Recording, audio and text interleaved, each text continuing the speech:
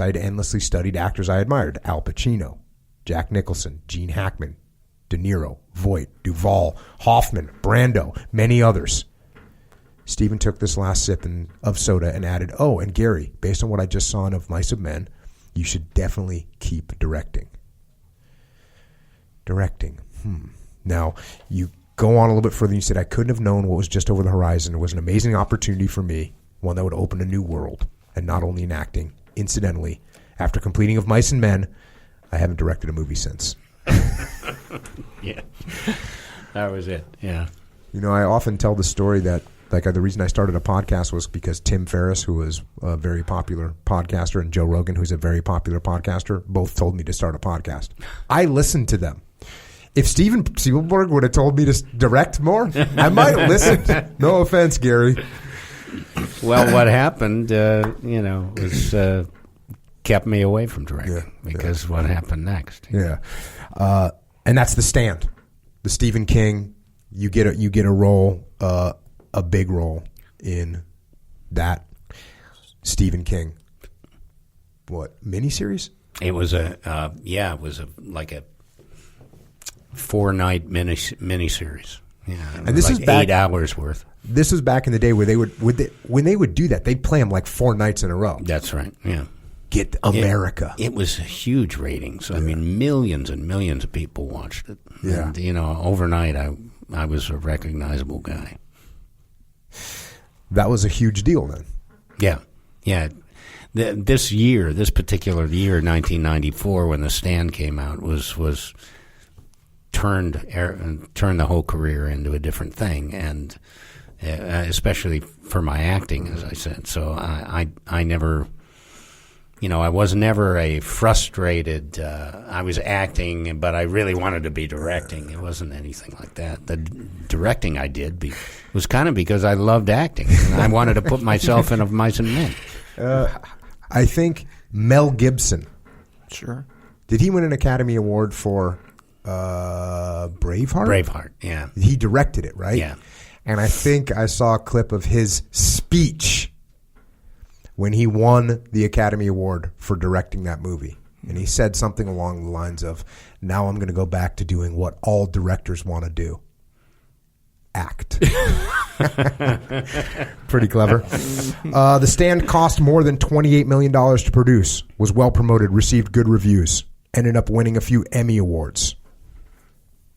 We finished shooting in June and returned to California. Then another call came. This one, an audition in a Paramount picture to play the part of a wounded Vietnam veteran. The movie's working title was simply the name of the main character, Forrest Gump. From the start, I wanted this role. Any project that dealt with Vietnam War interested me due to the work I'd done in the 1980s with Vietnam vets, in addition to my close connection with Vietnam vets in my family. The innovative director, Robert, how do you say his name? Zemeckis? Zemeckis, yeah. Zemeckis. Back to the Future, man. Okay. There you go. Roger Rabbit. Just kind of FYI. Yeah. I Echo's seen most movies. I haven't. Here we go. You called it, Echo. He'd had a string of hits, including Back to the Future, Romancing the Stone, Who Framed Roger Rabbit, would helm the film. The project, based on a 1986 novel by Vietnam veteran Winston Groom, was set to star Tom Hanks, and the screenplay adapted by Eric Roth, another wonderful writer. I knew it stood a chance of being a terrific project all around, but I didn't get the role at first. So why didn't you get the role at first? Well, I didn't hear about it for quite a while. Auditioned, but you just don't know. And then I kept asking my agent, "Do you know? Did they say anything? Did they cast it?" No, they haven't cast it. They haven't made up their mind yet. And so you got to go forward, right? Mm-hmm. I can't wait around to find out I didn't get the part. So I started auditioning for other things. So you auditioned for Little Buddha. You auditioned for Wyatt Earp. You auditioned for a Disney movie called Tall Tale. And then you're all set to say yes to Tall Tale, Back to the Book, when the phone rang. I'd landed the role of Lieutenant Dan Taylor in Forrest Gump. It would mean I'd need to turn down the Disney movie. Did I still want Forrest Gump? Moira and I talked it over. We decided I needed to place my bets with Forrest Gump. Plus, I really wanted to play the role of a Vietnam veteran while she took the role of the mother in A Tall Tale. Yeah, we auditioned together for Tall Tale, and she got the part of the mother, and I got the part of the father. And so, but then Lieutenant Dan came along, and I had to say, honey, I think I should do this one. You go to that one, and that's what we did. Yeah, that's a smart move, kind of hedging your bets a little bit. Yeah, I think it was the right move. You say here, I wanted to give all to my character of the wounded Vietnam veteran, so I began reading the 1992 Pulitzer Prize-winning autobiography Fortunate Son by Lewis Puller, Jr., a United States Marine Corps officer who had been severely injured when he stepped on a booby trap bomb. Both his legs were vaporized, and he lost his left hand and nearly all of his fingers on his right. Puller was the son of the most decorated Marine officer in the history of the Marine Corps, Chesty Puller. And if you are listening to this and you don't know that story, then you should immediately go and listen to podcast number 121, 122, and 123. And that's all I'm going to say about that. So, obviously, you picked a heavy book to try and figure out, you know, what kind of emotions, what kind of person Lieutenant Dan was going to be. Now you do your little boot camp thing. This is sort of an official military movie thing nowadays, that if you're going to do a military movie, you're going to do some kind of military boot camp. You guys back to the book, headed in the woods for 4 days with other actors in Lieutenant Dan's platoon to train with technical advisor named Dale Dye, a decorated Vietnam veteran who I've been playing tag with to come on the podcast. Captain Dye had served in the United States Marine Corps and trained the actors for platoon, as well as serving as a technical advisor for many other military-themed movies over the years. He put us through our paces. Sound like he ran you guys through some good training. Oh, yeah. You guys had a good time. No, yeah. I learned a lot from Dale. It was important, and he pushed me. He pushed me as Lieutenant Dan. Pushed me. So the military part of the character really was, you know, I kind of thought about my brother-in-law Mac quite a bit, leading a platoon in Vietnam, which he did, and Dale sort of pulled that lieutenant leader out of me and helped me sort of galvanize that soldier part of the character. There's a couple of different parts of the character. Mm-hmm. There's the soldier, everything pre-injury, and then there's Lieutenant Dan in the throes of despair and, you know, kind of withdrawing from life and all of that kind of different thing, the long hair and the beard and all that stuff. You know? It's you decided that he went to VMI. Is that this character? Yeah. Instead of West Point. Why'd you pick VMI instead of West Point? I wanted a little bit of an accent. Oh, okay. I mean, I could have gone to West Point, but yeah. But then they said, "Well, why do you sound like this?" You know. Yeah. I had a little bit of a drawl as Lieutenant Dan. Yeah. You know, and I just decided let's have him be sort of from that part of the country.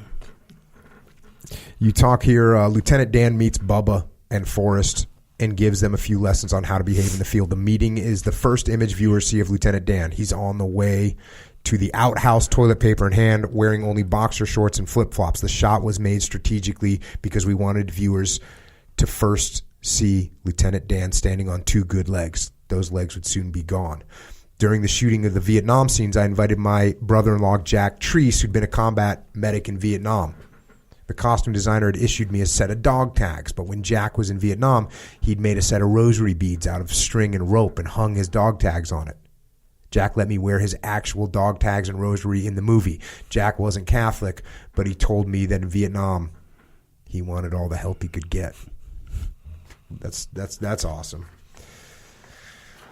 I wish I had those. I've lost them along the way. Ugh. I have the original ones that they issued me, that the designers issued me, that I never wore.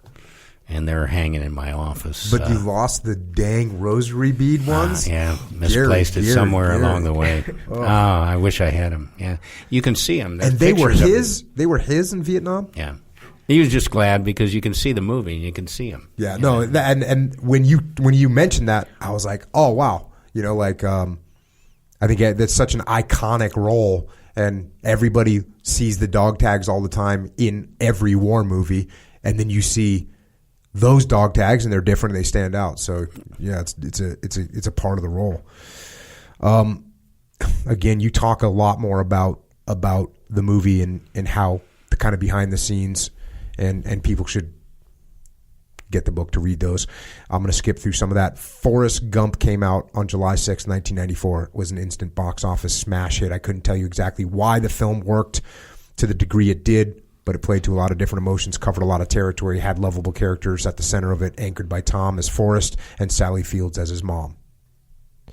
When Forrest Gump crossed the 100 million mark, Paramount sent gifts to the cast and producers, an Apple computer each, a nod to the scene where Forrest invests in some kind of fruit company. When the movie crossed 200 million mark, Paramount sent another gift. I've forgotten what it was now. When it crossed the $300 million mark, Bob Zemeckis called and said Steven Spielberg wanted to take Moira, me, Tom, and Tom's wife, Rita Wilson, out to dinner to celebrate. I wasn't typically palling around with high-powered Hollywood rollers, so it felt good to be included. A couple of days later, Paramount sent another gift, a giant replica of the park bench featured in the film. The base was made from concrete. It must have weighed 450 pounds. Forrest Gump garnered a long list of awards, including 13 Academy Award nominations and 6 wins, including a win for Best Picture. I received an Oscar nomination for Best Supporting Actor. Were you now big time? Things had changed. Yeah. I was in the biggest miniseries of the year, and 2 months later, Forrest Gump came out, and it was the biggest movie of the year. And got a lot of recognition from that, and that'll tend to change your career. I had a lot of good opportunities happen. Good roles came along after that over the next several years. Apollo 13 up next. This was an interesting part.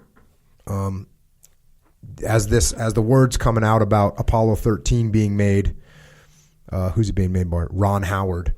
And you say,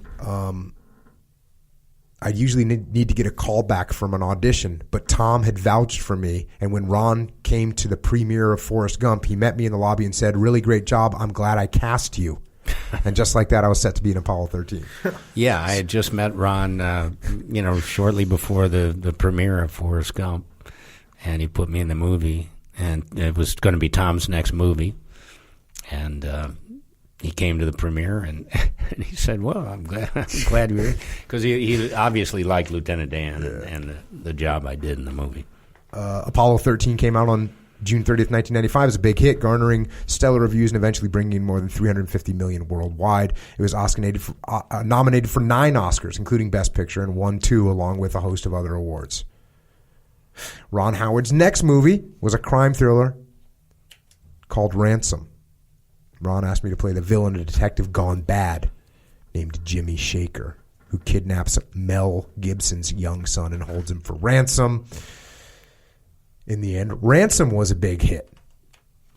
Critics liked the movie. Very different film for Ron Howard, a tense, suspenseful drama. It ended up earning more than $309 million at the box office. And again, you go into a lot of details, really interesting stuff that I'm skipping through because I don't want this to be a 14-hour podcast. Well, yeah, you don't want to go through my whole career. Wait a minute. Everything I've done. There's a lot of movies in there. Yeah, no, it's you were on a roll though, and what I was thinking about is, if you're in that Hollywood scene, right? I mean, let's face it. When you go and apply to be Lieutenant Dan, there's got to be 100 people that could play that role. And maybe they wouldn't do it exactly the same as you, but maybe it wouldn't be quite as good. Maybe it'd be a little better, maybe a little bit worse. But the chances of you getting a role have got to be microscopic.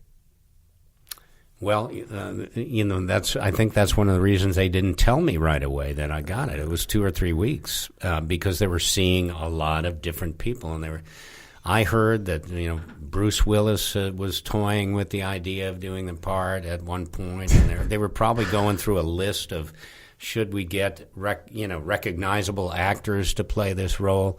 And they decided